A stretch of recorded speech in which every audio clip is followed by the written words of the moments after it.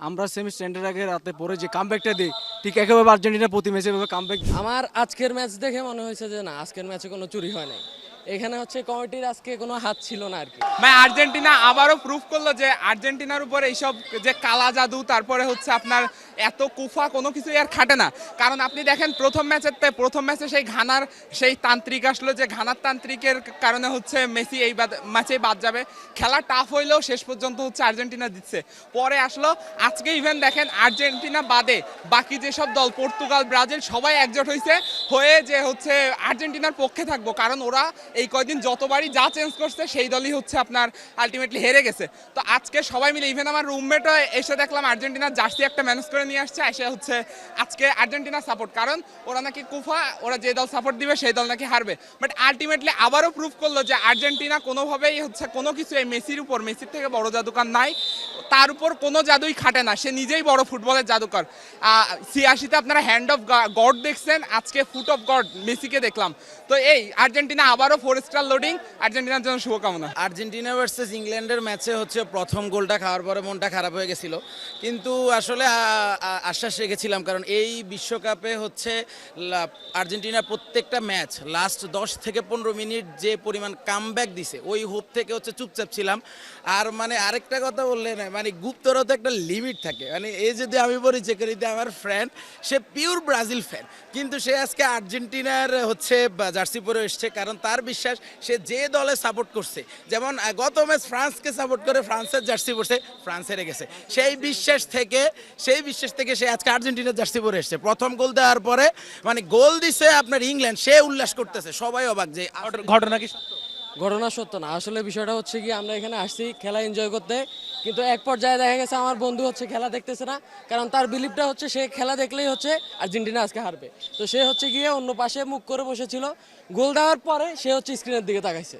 বিষয়টা হচ্ছে আচ্ছা, যাই হোক, আমরা মনে করি যে ফাইনাল, আমি হচ্ছে আজকের ম্যাচ দেখার আগে বললাম যে যদি আমরা হারি তাহলে এই ম্যাচে যেন হারি, কারণ হচ্ছে ফাইনালে হারা যাবে না। যেহেতু আমরা ফাইনালে উঠছি, ইনশাল্লাহ আমরা জিতবো, আবারও একটি কাপ পাবো। স্পেন হচ্ছে খুবই ক্লাসিক্যাল একটা খেলা খেলে, স্পেন ফ্রান্সের সাথে যে খেলাটা খেলছে খুবই হচ্ছে মানে টিম কম্বিনেশন থেকে শুরু করে তাদের খেলা খুব ভালো লাগছে।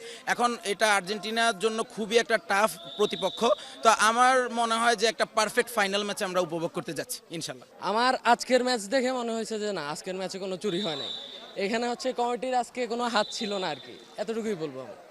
হ্যাঁ হ্যাঁ, আজকে আর্জেন্টিনা খেলে জিতেছে। না না না, আমি হচ্ছে গিয়ে ফুটবলের টক্সিক ফ্যান না, আমি হচ্ছে অ্যাকচুয়ালি ফুটবল ভালোবাসি, এজন্য নিজে ফুটবল খেলি আর খেলা দেখতেই আসছি আজকে।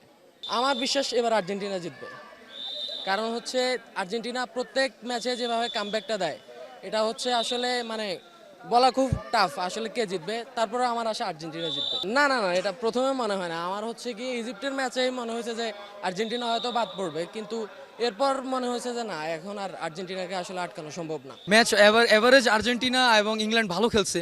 লাইক যদি বলি আমরা যে অ্যাটাকিংয়ের কথা, আমরা জানি যে আমাদের অ্যাটাকিংয়ে আছে আলভারেজ, আছে লাস্টে যে সাবস্টিটিউটগুলো করছে, লাইক ইসের পরে যে সাবস্টিটিউটগুলো হয়েছে, লাইক মার্টিনেজকে সাবস্টিটিউট করছে, ডিপলকে সাবস্টিটিউট করছে, সেখানে পরবর্তীতে যে যেই ট্যাকটিক্স ওরা অ্যাভারেজে যা দিছে, আমরা অন অ্যাভারেজে ভালো স্ট্রাইক দেখছি, ভালো শটস দেখছি, এবং প্রতিবার তারা ব্লক দেওয়ার চেষ্টা করছে, বাট অ্যাভারেজে আর্জেন্টিনা প্রতিটা সময় তাদের শটগুলো কনফার্মভাবে টেক ডাউন করতে পারছে, বাট অ্যাট দ্য এন্ড দুইটা স্কোরের মাধ্যমে আমরা লিডটা নিয়েছি। ইংল্যান্ডটা হারছে আমার কাছে যত মনে হয় ডিফেন্স লাইন আপে হারছে, কারণ যতদূর আমরা দেখছি যে তাদের ডিফেন্স ভালো ছিল, বাট শেষ সময় পর্যন্ত যে নিজেদের ডিফেন্সটাকে ঠিক রাখতে পারে তারাই অ্যাট দ্য এন্ড জিতে। কারণ আমরা দেখছি আর্জেন্টিনা লাস্ট মোমেন্টে যে সময় এক্সট্রা 9 মিনিটস দেওয়া, সেই সময় আর্জেন্টিনা কিন্তু ইংল্যান্ড কিন্তু ভালো অ্যাটাক দিছে, বাট আর্জেন্টিনা কিন্তু অ্যাট দ্য এন্ডে ভালো ডিফেন্সও দিয়েছে।